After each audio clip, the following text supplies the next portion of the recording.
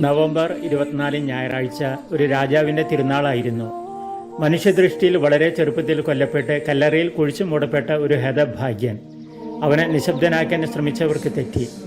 അവർ നിശ്ചലരായപ്പോഴും അവനിന്നും ജീവിക്കുന്നവനാണ്. ശത്രുക്കൾക്ക് പോലും നന്മ ആഗ്രഹിക്കുന്ന സ്നേഹ സാമ്രാജ്യത്തിൻ്റെ ചക്രവർത്തിയായി. ക്രിസ്തുരാജൻ്റെ നാമത്തിൽ പ്രതിഷ്ഠിക്കപ്പെട്ട ഞങ്ങളുടെ ഇടവകയുടെ തിരുനാൾ ദിനം കൂടിയായിരുന്നു നവംബർ 24. ബത്തറത്തല ഇടവകയിലെ 18 പള്ളികൾ ഒന്നുചേർന്നാണ് ഈ തിരുനാൾ കേമമാക്കുന്നത്. ഈ വർഷത്തെ തിരുനാളിന് പല പ്രത്യേകതകൾ ഉണ്ടായിരുന്നു.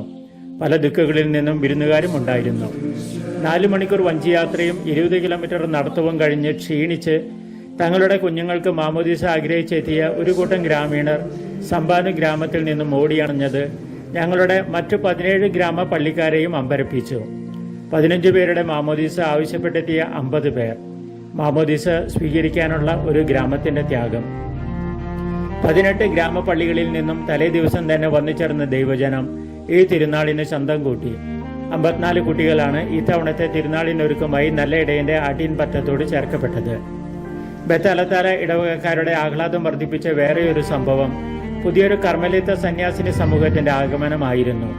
Karma the മിനർ, ചെറിയവരുടെ കർമ്മലീത്തർ. വീട്ടിൽ നിന്നും വിദ്യാലയങ്ങളിൽ നിന്നും തഴയപ്പെടുന്ന അംഗവൈകല്യമുള്ളവരെ ശുശ്രൂഷിക്കാൻ എത്തിയവർ.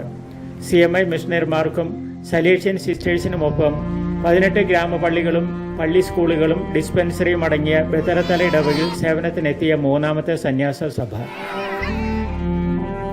ഈ ആഴ്ചയിൽ തന്നെ ഞങ്ങളുടെ സന്തോഷത്തിന് ഇരട്ടി മധുരം നൽകി 3 വിരുന്നുകാർ കൂടി ഞങ്ങളുടെ ഇടവകയെ സന്ദർശിക്കാനെത്തി.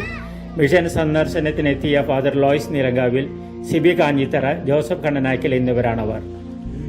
ഞങ്ങളുടെ ഇടവക കൃത്യമായി തന്നെ അവരെ വരവേറ്റു. ജർമ്മൻ ഭാഷയിൽ ഞങ്ങളുടെ കുഞ്ഞുങ്ങൾക്ക് മാമോദീസ നൽകി അവർ ചരിത്രവും കുറിച്ചു.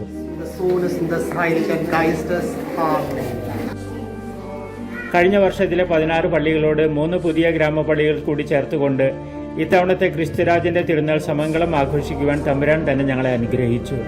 സർവേശ്വരന് നന്ദിയും സ്തുതിയും ആരാധനയും. വടകാസ്കരയിൽ നിന്നും ഫാദർ ജോൺസൺ തളിയത്ത്.